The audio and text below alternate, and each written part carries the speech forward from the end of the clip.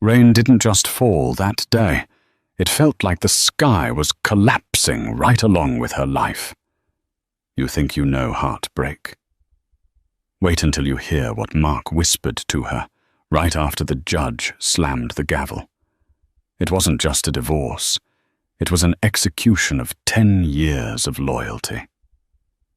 She walked out of that courthouse with nothing but the clothes on her back and a shattered heart. But she didn't know that 3 miles away in a penthouse, everyone was too afraid to look at a man was holding a file with her name on it. And he wasn't just waiting. He was preparing to change everything. This is the story of how the woman who lost it all ended up owning the game. The sound of the gavel striking the mahogany block echoed like a gunshot in the silent courtroom of King County Superior Court. To Sadie Jenkins, it signaled the end of a decade. Judgment is granted in favor of the petitioner, Mr. Reynolds. Judge Pendergast said, his voice void of emotion. Just another Tuesday on the docket. Per the prenuptial agreement signed in 2014, no spousal support is awarded. The marital assets, including the property on Highland Drive and the portfolio with Vanguard, remain the sole property of Mr. Reynolds. The petitioner is to pay a one-time settlement of $5,000 to the respondent for relocation costs. Court is adjourned. $5,000. 10 years of cooking, cleaning, hosting dinner parties for his clients, nursing him through the flu, and managing his mother's dementia care until she passed, all valued at $5,000. Sadie didn't move immediately. She stared at the polished grain of the defense table. She could feel the eyes of Mark's lawyer, a shark named David Hammerstein, boring into the side of her head. "Come on, Sadie," Mark said. He stood up, buttoning his tailored Italian suit jacket. He didn't look angry. He looked bored. "Don't make a scene. You knew this was coming." Sadie stood up, her legs trembling slightly. She turned to look at the man she had married when they were both struggling college students working at a coffee shop. Mark Reynolds wasn't struggling anymore. He was the VP of operations for Apex Logistics, a man who had traded his Toyota Corolla for a Porsche and his morals for a corner office. "I signed that prenup because I loved you, Mark," she said, her voice barely a whisper. "I trusted you when you said it was just to make your father happy." Mark leaned in close, the smell of his expensive sandalwood cologne, a gift she had bought him for Christmas, filling her senses. He smiled, a cold, practiced shifting of muscles that didn't reach his eyes. "That's the problem with you, Sadie," he whispered, low enough that only she could hear. "You think the world runs on love. It runs on leverage.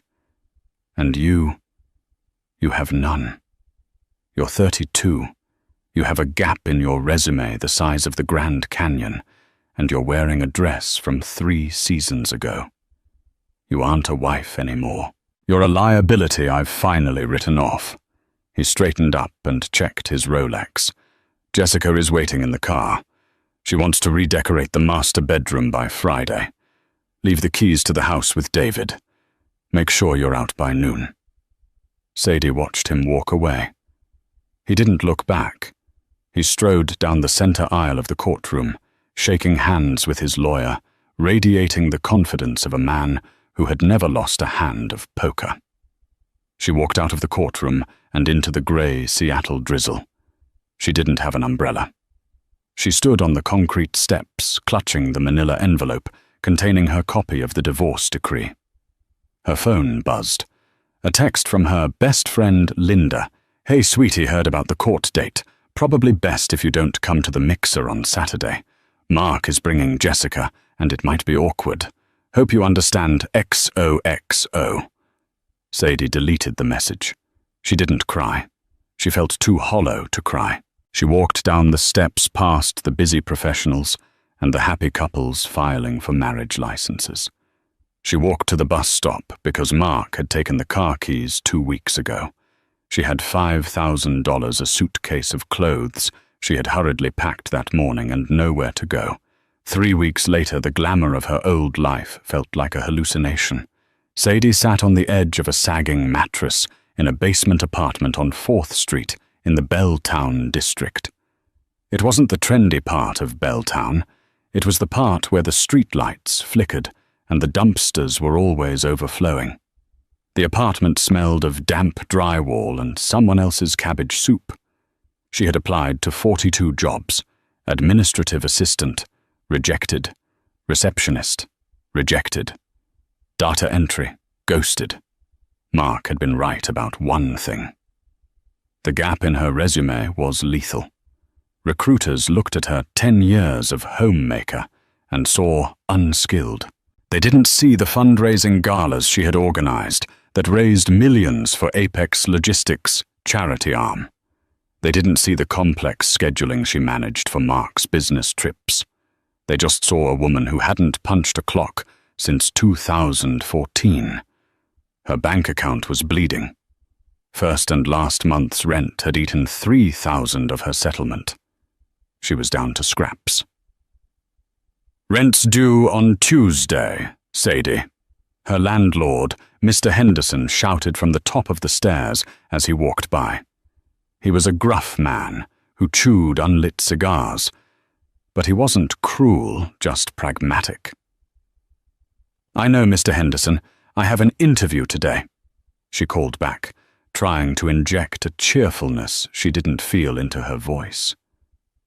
She did have an interview, but it wasn't for a corporate job. It wasn't even for a retail job.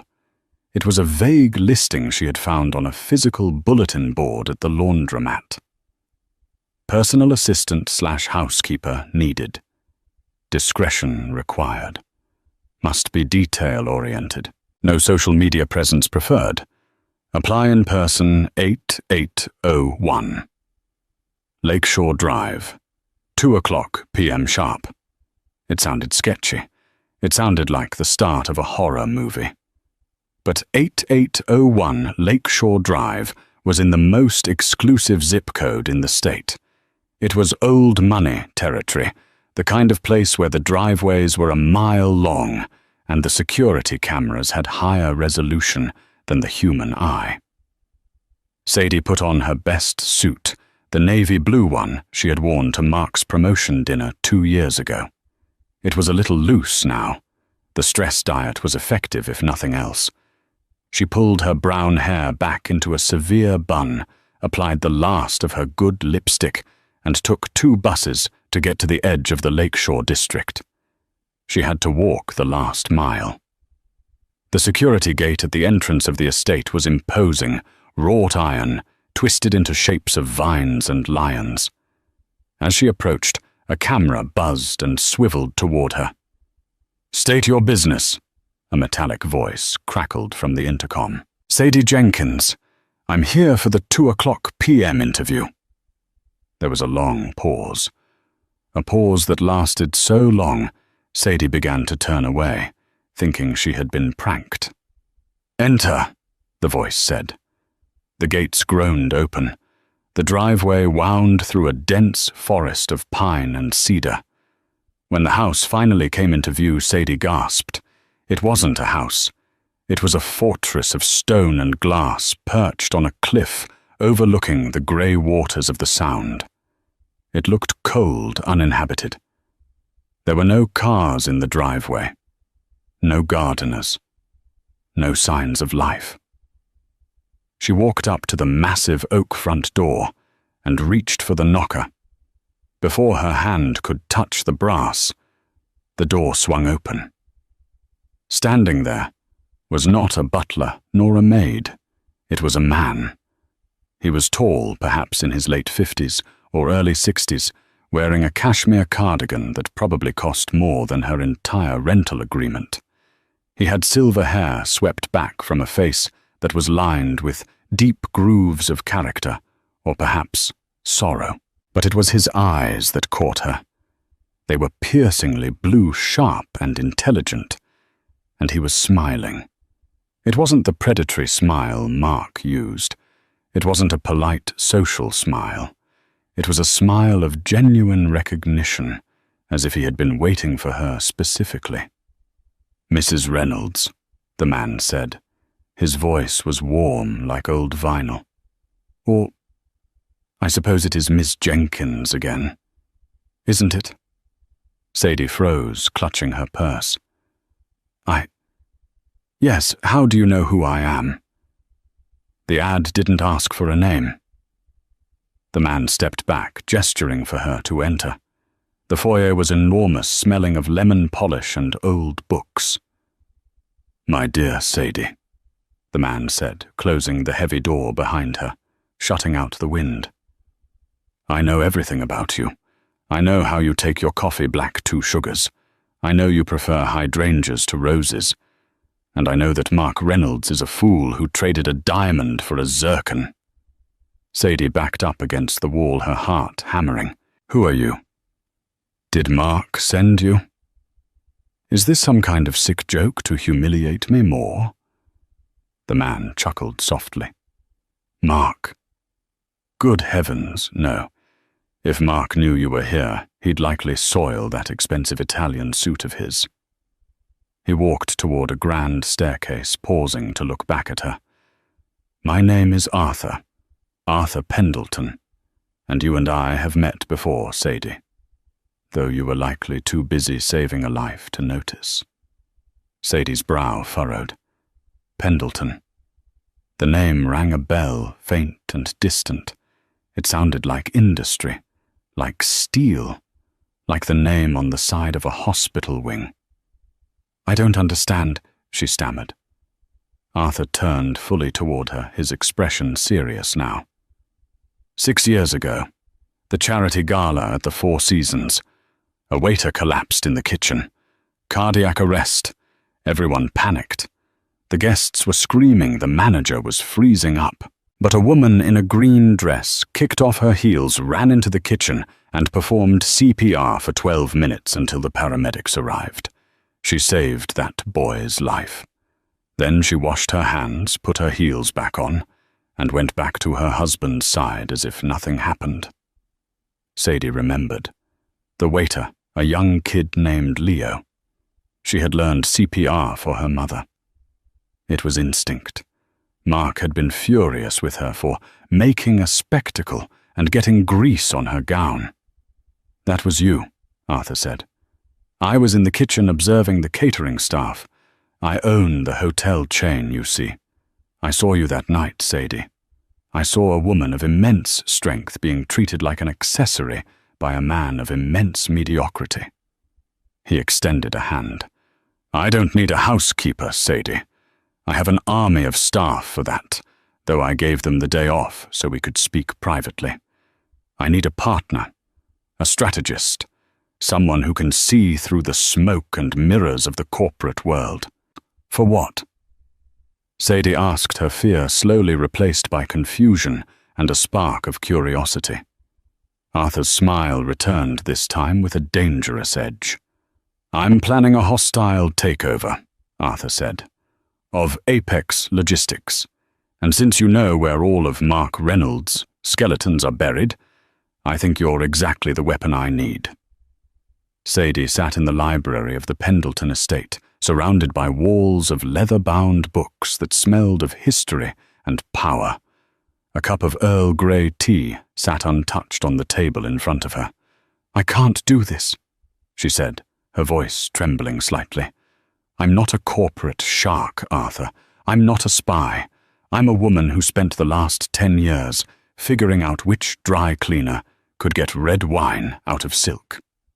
Arthur Pendleton stood by the window watching the storm clouds gather over the Sound. He turned slowly, his face grim. He walked over to a safe hidden behind a painting of a 19th century schooner.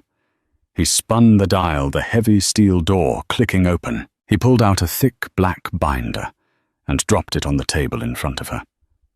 It landed with a heavy thud. "Open it," Arthur commanded gently. Sadie hesitated, then flipped the cover. It wasn't financial spreadsheets. It was photos. Photos of rusted trucks, weary drivers sleeping in cabs, and safety inspection reports stamped with the word falsified in red ink. "Mark isn't just a cheater, Sadie," Arthur said, his voice hardening. "He is the VP of Operations. He has been cutting maintenance budgets by 40% to inflate his quarterly bonuses. He's running trucks on bald tires with overworked drivers. 2 months ago, an Apex truck lost its brakes on I-5. A young father was paralyzed.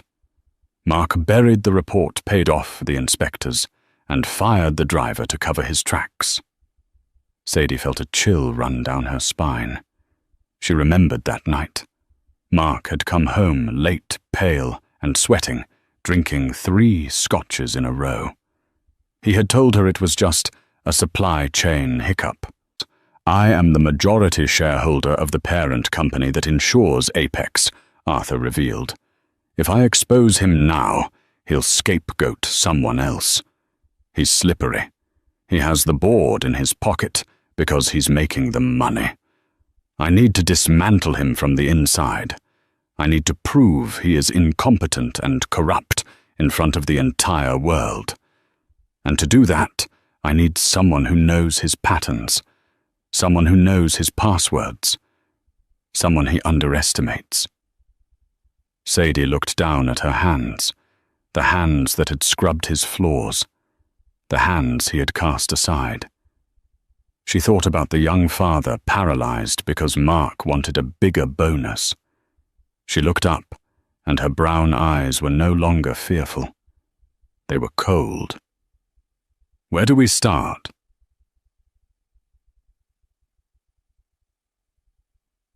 The next 2 months were a blur of transformation. It wasn't just a makeover, it was a resurrection. Arthur hired a team, not stylists, but experts. A forensic accountant named Ben taught Sadie how to read balance sheets until her eyes crossed.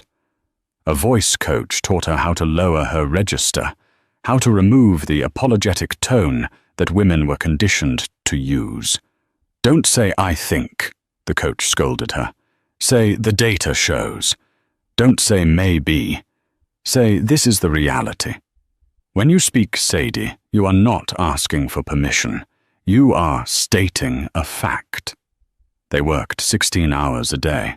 Sadie moved into the guest wing of the estate. She stopped answering texts from her old life. She focused entirely on the file named Project Icarus Arthur's plan to bring Mark down. One evening, while reviewing Mark's old emails that Sadie had recalled from memory, she remembered he used his mother's birthday backwards as a passcode for his private server. She found it. "Arthur," she called out. Arthur walked in, holding 2 glasses of whiskey. "What is it?" "The phantom root," Sadie said, pointing to the screen. "I remember Mark joking about this on the phone with his lawyer. I thought it was a video game. It's not. It's a shell company." Arthur leaned in, adjusting his glasses. "Explain." "He's billing Apex for shipping routes that don't exist." Sadie said, her mind racing, connecting dots she hadn't realized were there for years. "He creates a fake vendor, Redline Transport, bills Apex for logistics support in regions they don't even service, and approves the invoices himself. The money goes into Redline, and Redline pays the rent on the apartment he was keeping for Jessica before the divorce." Arthur smiled. It was a terrifying, shark-like smile. "He's embezzling company funds to pay for his mistress." "He's stealing from the shareholders," Sadie corrected him, adopting the language she had learned. "We have him," Arthur said softly. "No," Sadie said, standing up. She walked to the window, catching her reflection. Her hair was cut into a sharp, asymmetrical bob. She was wearing a tailored charcoal suit. She didn't look like a victim anymore. She looked like a CEO. "Not yet. If we leak this, he claims it's an accounting error. We need him to admit it. We need him to brag about it. And how do we do that? Sadie turned around. The annual shareholders' gala is next Saturday. Mark always gets drunk on power and scotch after his keynote speech. He thinks he's untouchable. He is untouchable at that gala, Arthur warned. It's his home turf. Exactly, Sadie said. He'll never respect the woman who used to iron his shirts to walk in through the front door. The grand ballroom of the Seattle Convention Center was dripping in crystal and gold. It was the social event of the season, the Apex Logistics Shareholders Gala. Mark Reynolds stood at the center of a circle of admirers holding a glass of champagne. He looked like the king of the world. His suit was bespoke, his teeth were whitened, and on his arm hung Jessica. Jessica was 24, blonde, and currently pouting because the lighting wasn't right for her Instagram story. "Mark, baby, can we go?" she whined. "These old people are boring." "Hush, Jess," Mark said, patting her hand patronizingly. "I'm about to be announced as the next CEO. The current CEO is retiring next month. Tonight is my coronation." "Mr. Reynolds," a sycophantic junior executive named Greg approached. "Great quarter, sir. The cost-cutting measures you implemented are genius." "It's all about trimming the fat, Greg," Mark laughed. "You get rid of the dead weight and the ship rises, just like in my personal life." He winked at Jessica, who giggled without understanding the joke. Suddenly the hum of conversation in the room died down. It started near the entrance, a wave of silence that rolled across the ballroom floor. Mark frowned. "What's going on? Is the CEO here?" He turned toward the grand double doors. Entering the room was Arthur Pendleton. This in itself was news. The billionaire hadn't been seen at a public gala in 5 years. Cameras flashed. Whispers hissed like Stampoom. Why is Pendleton here? He hates Apex. But it wasn't Arthur who held the room's attention. It was the woman on his arm. She wore a gown of emerald green silk that clung to her body like liquid armor. It had a high slit up the leg and a plunging back that showed off a posture of steel. She wore no jewelry except for a pair of diamond drop earrings that caught the light with every turn of her head. She walked with a predatory grace, chin-high eyes, scanning the room with bored detachment. Mark squinted. The woman looked familiar. The curve of her jaw, the way she walked. But it couldn't be. That woman was a dowdy housewife who cried over burned pot roast.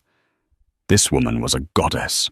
Arthur guided the woman straight through the crowd, parting the sea of executives like Moses. They stopped directly in front of Mark. The silence was deafening. "Arthur," Mark said, recovering his composure. He extended a hand.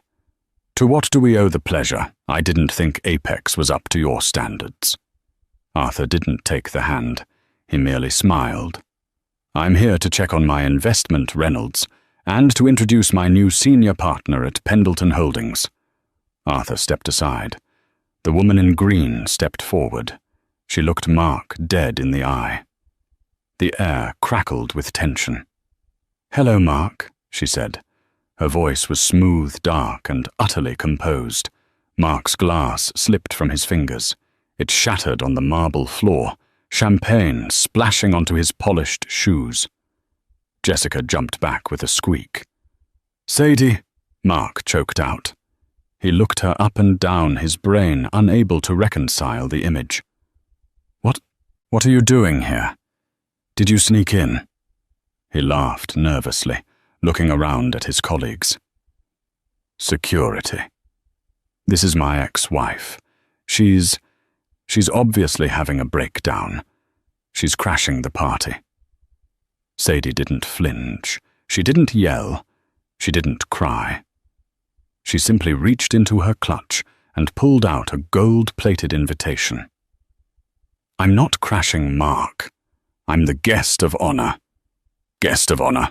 Mark scoffed, his face turning red. You're a nobody. You're living in a basement, aren't you, spending that $5,000 I gave you on a rental dress? Jessica stepped forward, sensing a cat fight. Yeah, go away, you old hag. You're embarrassing yourself. Sadie turned her gaze to Jessica. It wasn't a look of anger. It was a look of pity.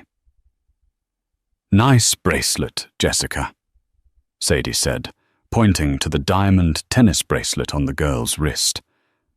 Cartier right, purchased on October the 14th, using a corporate credit card, registered to Redline Transport. I believe that's technically stolen property. The color drained from Mark's face so fast he looked like a corpse. What did you say? Mark whispered. Sadie stepped closer, invading his personal space. She smelled of expensive perfume and vengeance. I said... She spoke clearly loud enough for the board members standing nearby to hear that I know about Redline. I know about the Phantom route. And I know that you're not going to be CEO, Mark. Because Arthur and I just bought 51% of the voting shares of Apex Logistics this morning. The crowd gasped. You can't, Mark stammered, sweat breaking out on his forehead. We can. And we did, Sadie said, a small, cold smile playing on her lips.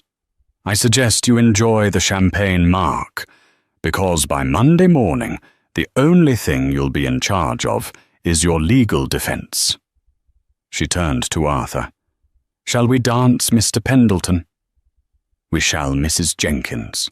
They walked away, leaving Mark Reynolds standing in a puddle of spilled champagne, while the wolves of the corporate world began to circle him, sensing blood in the water. But the war wasn't over. Mark was cornered, and a cornered rat bites. As Sadie spun on the dance floor, she saw Mark pull out his phone and make a frantic call. He was looking at her with a hatred that promised violence. This was just the opening shot. The high of the gala lasted exactly 12 hours.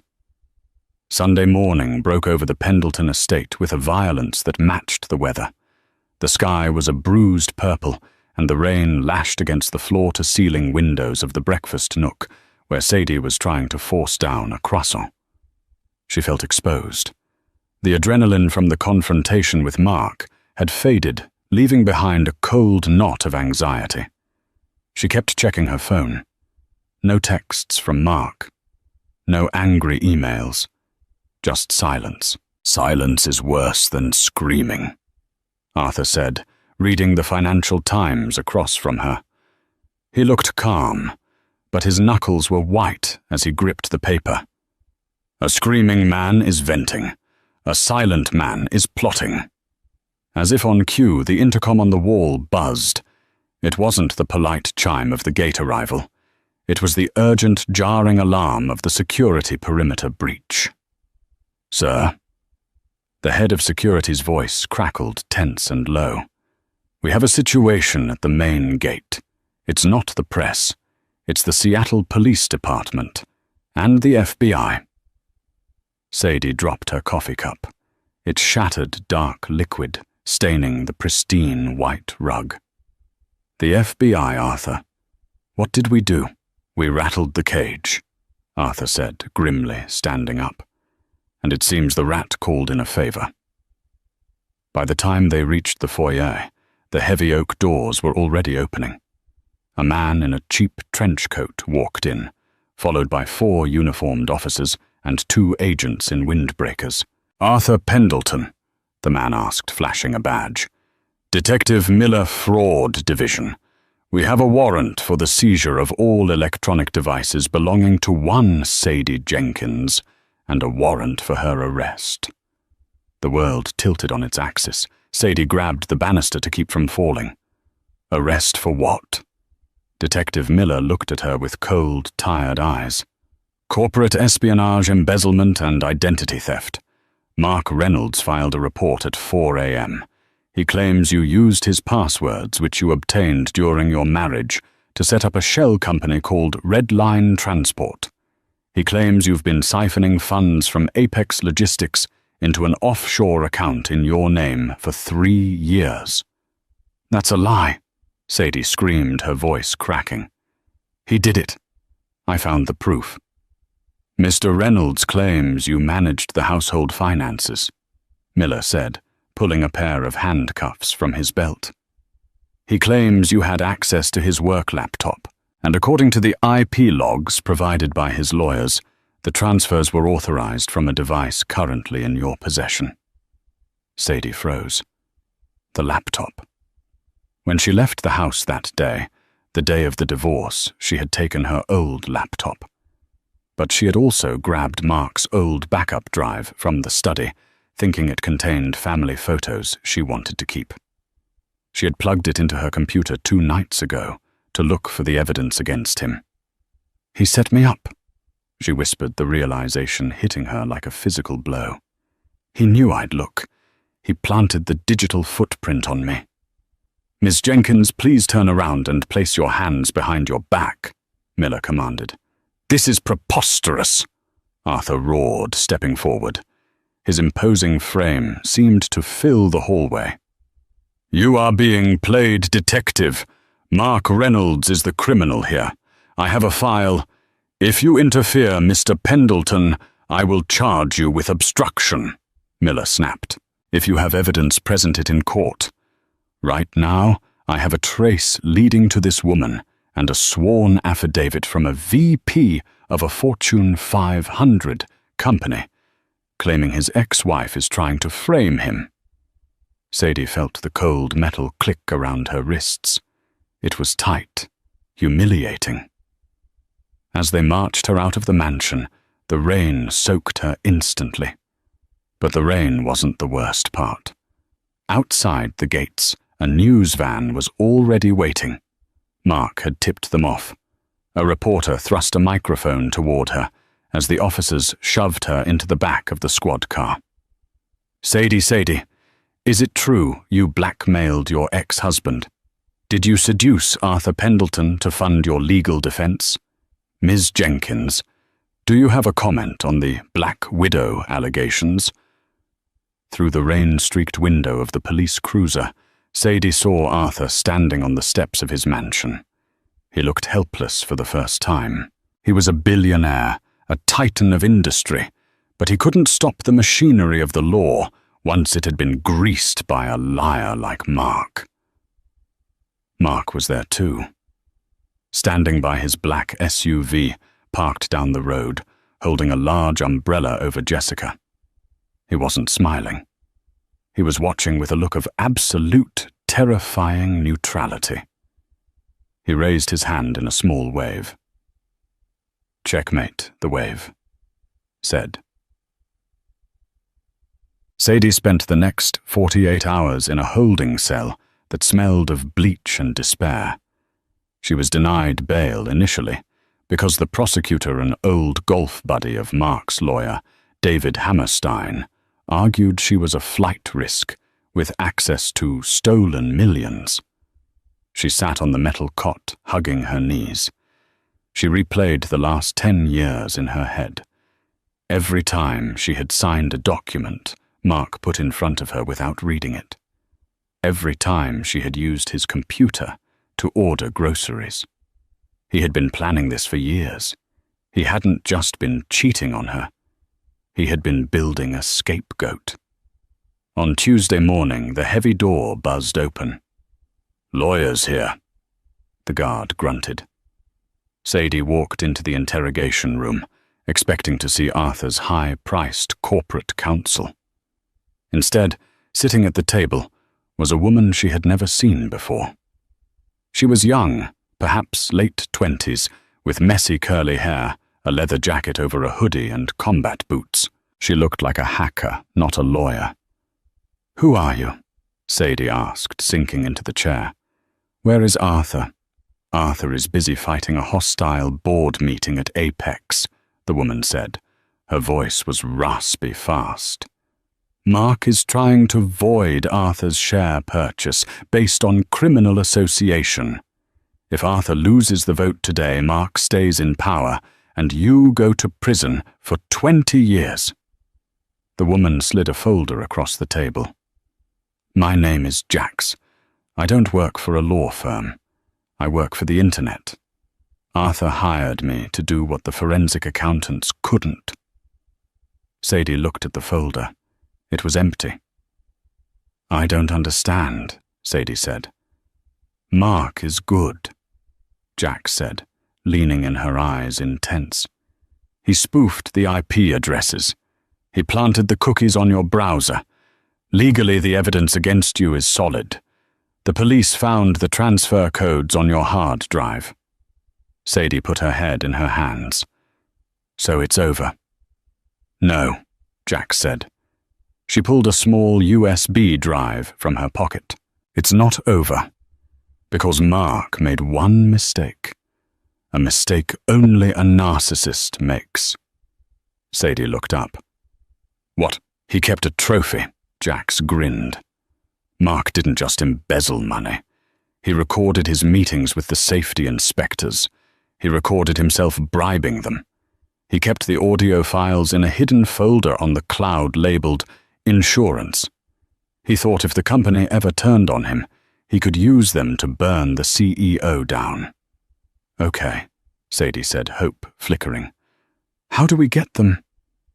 We don't have his password. I don't need his password, Jax said. I need his voice. And thanks to his little victory speech on the news yesterday, I have enough audio samples to build a deep fake voice key. Jax opened her laptop and spun it around. A progress bar on the screen was at 98%. Sadie Arthur is stalling the board meeting right now, but he can't hold them off forever. I need you to tell me something only Mark would say. A phrase, a verbal tick, something to calibrate the syntax of the AI, so it cracks the final biometric lock on his private server. Sadie closed her eyes. She thought about the man she had loved, the man who whispered in her ear in the courtroom. You think the world runs on love? It runs on leverage. Leverage, Sadie whispered. He loves the word leverage, and he calls everyone champ when he's lying to them. Turm. Jax typed furiously. Got it. Inputting parameters. 99%. The screen flashed green. Access granted. Jax's eyes widened as the files began to scroll down the screen. Oh wow. Sadie, look at this. It's not just bribery. He's been laundering money for the cartel. The door to the interrogation room slammed open. Detective Miller stood there, looking angry. Time's up. The arraignment is in 10 minutes. Jax slammed the laptop shut and stood up. She looked at Sadie. Stall them. Plead insanity faint, I don't care. Just don't let the judge bang that gavel until I get this to Arthur. Run, Sadie said. Jax bolted past the detective, sprinting down the hallway of the police station. Hey, stop her, Miller yelled, giving chase. Sadie sat alone in the room. She stood up, smoothed her wrinkled blazer, and took a deep breath. She had to walk into a courtroom again. But this time, she wasn't going to just accept the judgment. She was going to fight. The King County Courthouse was a different beast from the family court where Sadie had lost her marriage. This was criminal court. The ceilings were lower, the air was stale with the scent of floor wax and fear, and the stakes were infinitely higher. Sadie stood in the defendant's box. She wore the orange jumpsuit they had issued her. It was scratchy and smelled of industrial detergent. Her hair was messy, her makeup gone. She looked to the casual observer exactly like the criminal Mark had painted her to be. Case number 49,204, the bailiff droned. The State of Washington versus Sadie Jenkins. Charges grand larceny, wire, fraud, identity theft.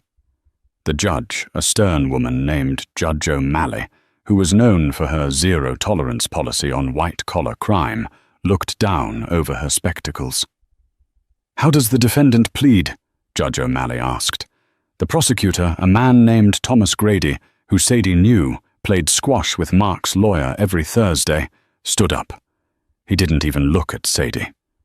He looked at the judge with a bored confidence. "Your Honor, given the overwhelming digital evidence and the defendant's flight risk, the state asks for a plea to be entered immediately and bail to be denied." Sadie's heart hammered against her ribs. She gripped the edge of the wooden table. Stall Jacks had said, "Don't let them bang the gavel." She looked at the clock on the wall. 10:14 a.m. The board meeting at Apex Logistics had started at 10 a.m. Mark was probably 10 minutes into his acceptance speech. If she pleaded now, if the judge moved this to trial or sentencing, the narrative would be set. Mark would be the CEO, and she would be the embittered ex-wife in prison. "Ms. Jenkins," the judge prompted, "your public defender advises you to plead not guilty. Shall I enter that for you?" Sadie stood up. Her legs felt like lead, but her mind was razor-sharp. "No, Your Honor," Sadie said. Her voice rang out clear and steady, shocking the murmur of the courtroom into silence. The public defender, a weary man named Mr. Abernathy, looked up in alarm. "Sadie, sit down. Let me handle this. I'm firing my counsel." "Your Honor," Sadie said, stepping forward, "and I am challenging the validity of this arraignment based on prosecutorial misconduct and conflict of interest." Thomas Grady laughed a short, sharp bark. "Objection. This is a delay tactic. The defendant is making a mockery of this court." "The mockery?" Sadie shot back, turning to face the gallery where the press was sketching her furiously. "Is that the man accusing me is currently committing a federal crime across town, and this court is being used as his personal shield." "That is enough," Judge O'Malley slammed her gavel. "Ms. Jenkins, you are treading on thin ice. You cannot simply allege crimes without evidence." "The evidence is coming," Sadie said, her voice trembling with the effort to hold her ground. "I just need time. Give me 1 hour, please." Judge O'Malley glared at her. "This is a court of law, Ms. Jenkins, not a television drama. Unless you have something admissible right now, I am proceeding with bail determination." Sadie closed her eyes. "Come on, Jax. Come on, Arthur." 10:18 a.m., the boardroom of Apex Logistics. The boardroom was on the 40th floor, a glass aquarium in the sky offering a panoramic view of the rain-swept city. Around the massive oval table sat the 12 most powerful people in the logistics industry. At the head of the table stood Mark Reynolds. He looked every inch the Titan. He was projecting a slide deck showing projected profits for Q3. "The redundancy elimination plan is complete," Mark said, his voice smooth and commanding. "By trimming the fat specifically, the legacy insurance contracts held by Pendleton Holdings, we project a 15% increase in net revenue." He paused for effect. "Some of you were concerned about the rumors regarding my personal life. I assure you those are the desperate thrashings of a woman who couldn't handle the reality of our separation. The authorities are handling her as we speak." He looked down the table at the far end. Arthur Pendleton sat there. He looked old today, defeated. He hadn't said a word since the meeting started. "Arthur," Mark said, a smug smile playing on his lips, "do you have any comments before we call for the vote to confirm my appointment as CEO?" Arthur slowly stood up. He buttoned his jacket. He looked at the board members, Walter Halloway, the skepticism in his eyes, Vivian Banks, who was checking her watch. "I do," Arthur said softly. I have a question about the Red Line account. Mark didn't flinch. I've already explained, Arthur. That was a fraudulent account created by Sadie. The police report confirms it. Does it? Arthur asked. He pulled a small silver device from his pocket. It wasn't a remote for the projector.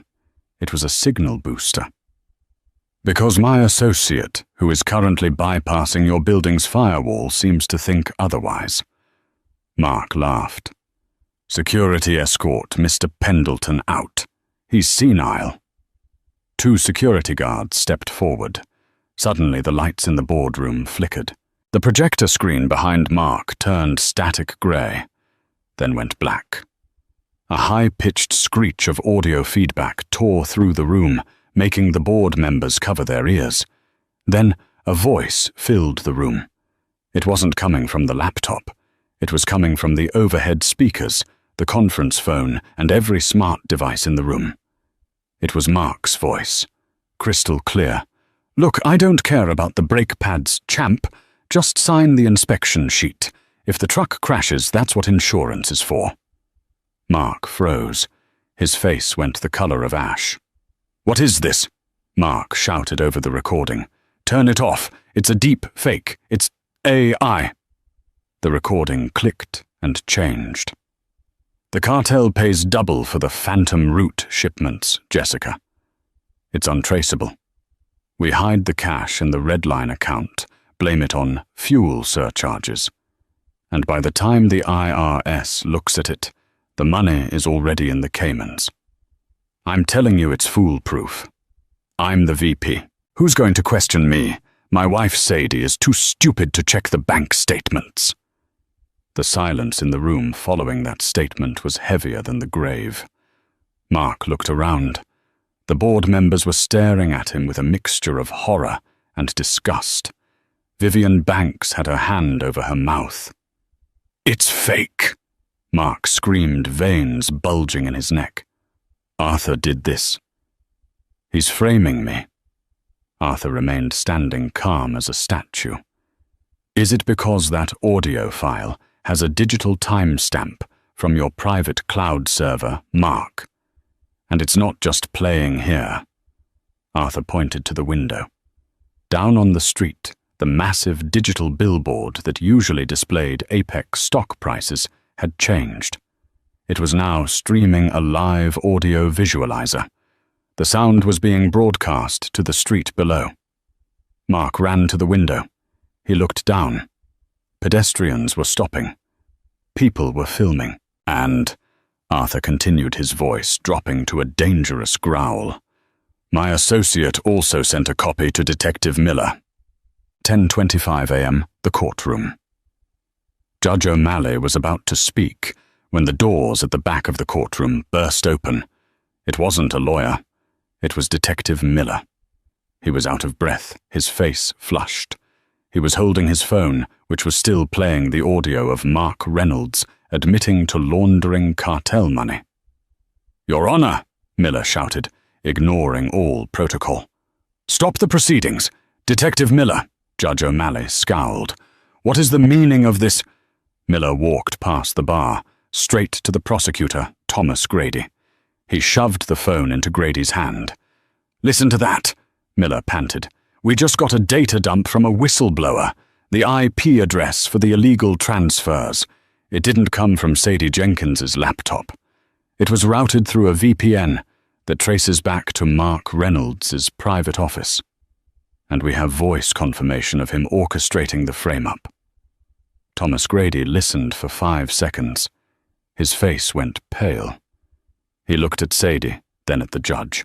He knew his career was on the line if he continued to prosecute a woman who was clearly the victim of a massive setup. "Your Honor," Grady stammered, The state requests a recess. New evidence has come to light." "Recess," Sadie shouted from the box, tears finally streaming down her face.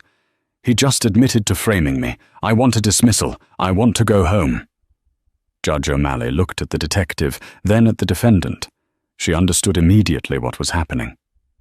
"Ms. Jenkins," the judge said, her voice softening. The case is dismissed with prejudice. Bailiff, release the defendant immediately. The handcuffs were unlocked. Sadie rubbed her wrists, the metal, leaving red marks on her skin. She didn't wait for paperwork. She didn't wait for an apology. She ran out of the courtroom into the hallway and straight into the arms of Jax, who was leaning against the wall eating a bag of chips. "Told you not to let them bang the gavel." Jax smirked. "You saved my life," Sadie sobbed, hugging the hacker. Arthur signed the check. Jax shrugged. "Speaking of Arthur, you might want to get to Apex. The fireworks are just starting." 10:45 a.m. Apex Logistics. The police cars arrived in a swarm. Blue and red lights reflected off the glass tower.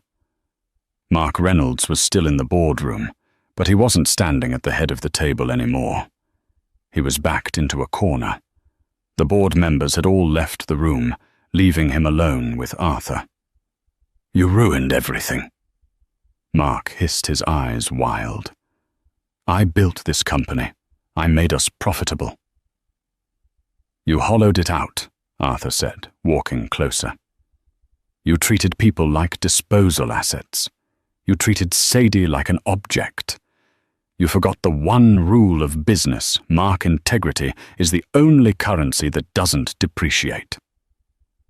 Mark laughed, a manic, broken sound. "Integrity.